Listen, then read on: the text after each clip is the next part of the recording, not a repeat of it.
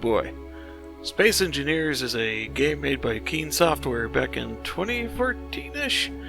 It was one of the first games that flew into my Steam library. A game with terrain deformation and a Minecraft building system for spaceships? Count me in! But it's been years since I played this title, so I thought I'd jump in and check it out again, so many years later. I remember the last time I played, they were introducing the oxygen system, so I'll start with a review of what I think about the game from the start nowadays, then comment on things that they've added since then, at least that I have noticed. Space Engineers originally themed itself as a survival game because you have to survive in space! Honestly though, I consider it more of a building game where you're free to experiment with stuff. There's quite a few things you can experiment with, like pistons, rotors, sound blocks, programmable blocks, LCD screens, buttons, conveyor belts, projectors, artificial mass, guns! Sorry, there's a lot to experiment with. But anyway, there's two modes, survival and creative. Creative mode is fairly obvious. You get all the materials you need to build and there's no limitations. Build a space dongle, I don't care. How does survival fare though? You go around looking for stuff to mine, like resources or rare stuff like that. I tried out what I assume is probably the hardest and loneliest start in the game, which is Lone Survivor. Because this is what I remember from the beta of the game. You start on a big lonely platform in space. Good luck! Sure, they had the Planetary starts, but I'll explain those later. But starting off, it was a pretty weird experience. I had to do a progression system, which I was unaware of. It requires you to build a very basic version of a block before you can build a more advanced one. This confused me in the beginning because the Lone Survivor start is what I thought the game was built around. It had me grinding down my starting refinery to build a normal one to progress. I kept on doing the Lone Survivor save until I hit a very frustrating point. I ended up unable to defend myself against certain drones and stuff that would just come and blast my base. I never hit a magnesium deposit. I could not craft a reliable weapon system to protect myself, so I ended up doing a bomb rush with a grinder and hoped I could grind the guns off a damn drone before it murdered me. This was quite a few hours in too, so it was kind of hard for me to throw away all that progress. Frustrated, I eventually ended up quitting that save. After exploring almost every rock near my base and still not having luck, I eventually decided to just try out the Planetary start. This is when things began to make more sense. I usually avoided the Planetary stuff since it wasn't quite optimized when they introduced it. It was like crash landing into a frame drop, which was not fun to play. But I'm not sure if it's my computer upgrade or the devs just did some crazy spit shine to optimize it. It runs phenomenally well now. The Planetary start made a lot more sense, like this is how the game was truly meant to be played. You crash with a little landing pod and it has a special type of refinery and crafter, assembler, whatever you want to call it, combined into one, the survival kit. This made me examine things at a smaller, more up-close perspective and changed how I thought of the game. It'll give me the ability to refine stone, which back in the old days of Space Engineers was useless. Every mining ship needed a special filter to just crap out that stone because it was so abundant and just not needed. But now they reworked it so it grinds down ultra fast in the refineries, and also gives you basic building supplies like iron, nickel, and silicon. Sure, it's trace amounts, but it beats having to run around like an idiot in a mountain with a drill praying to find a resource deposit. This immediately resolves a ton of issues I originally had with the game. There were some very basic resources that you needed, and this game will now willingly give them to you. This made me excited to mine stone, knowing I would get something worthwhile out of it. But back to the start. It was honestly a bit slow and painful having to pick up every individual rock then throw it into the survival kit. Thankfully you can hold F to just rapidly pick everything up, but it still is a very slow process. I should also note that I was playing with 10x the personal inventory space, so I can't imagine what it'd be like to only have 400 kilograms of weight that you can carry at once. I was nowhere near being able to get even a remote automation set up yet, so I had to go through the notions. This meant doing the progression system. I had built a smaller, more easily assembled assembler and refinery from the survival kit. This ended up making things a lot easier, but after a while I hit my first roadblock. I required cobalt. This is what made me realize they had split up the resources into tiers. Cobalt was needed to make of what I would consider tier 2 items in the game.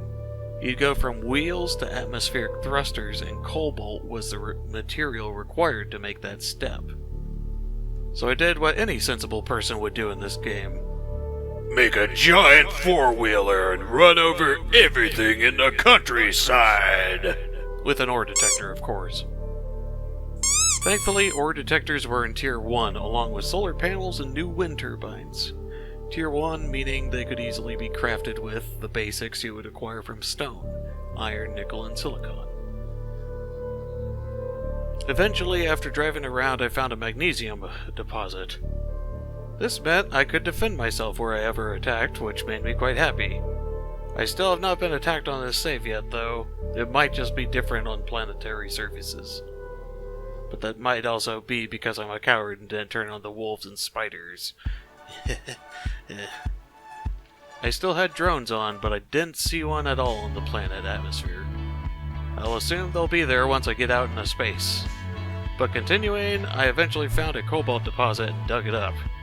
It was great to finally get it because it felt like a whole new wave of potential opened up to me. I could build atmospheric thrusters, which would help me get around the planet a lot more easily now. But this experience made me reflect on how far Space Engineers has come since I bought it in 2014? I can't remember. 2013. Damn. I do think I remember playing this game back then. Holy cow. All the systems that they've added in over the years make this game seem like a labor of love. It's rare to find a dev that has stuck around with a game for that long, and has continually added content. But I still have some gripes with the game, such as not being able to find some resources easily, obviously. Or the bug that happens when you attach multiple pistons to each other and they start getting all jiggy with it.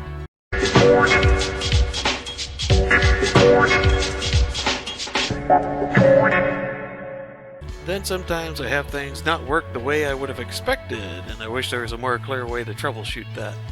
Like what I had with the hydrogen system.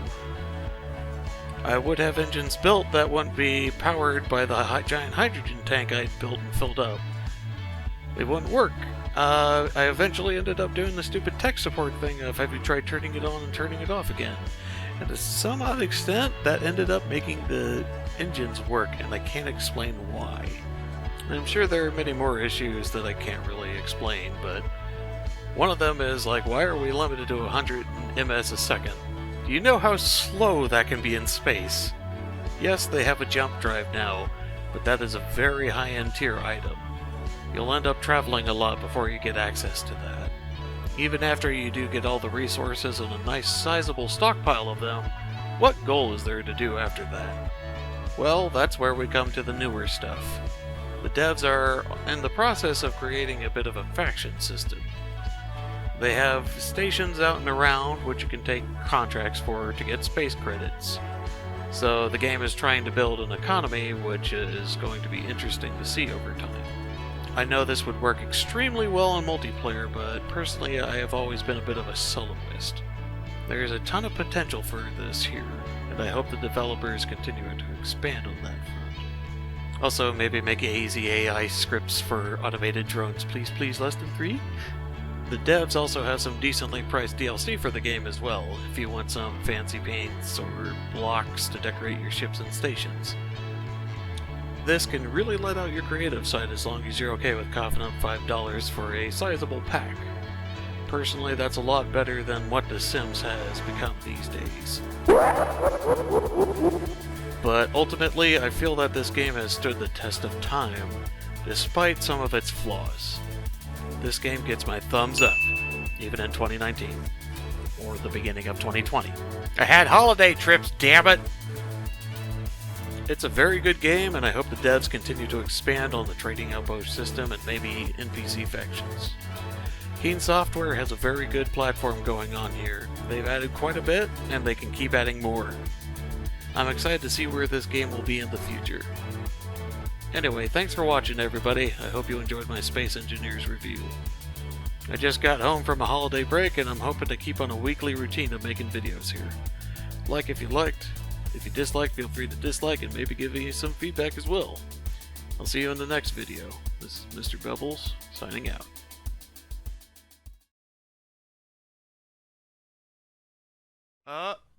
30 seconds. 30 seconds now. We got 30 seconds on the timer. Getting the music going.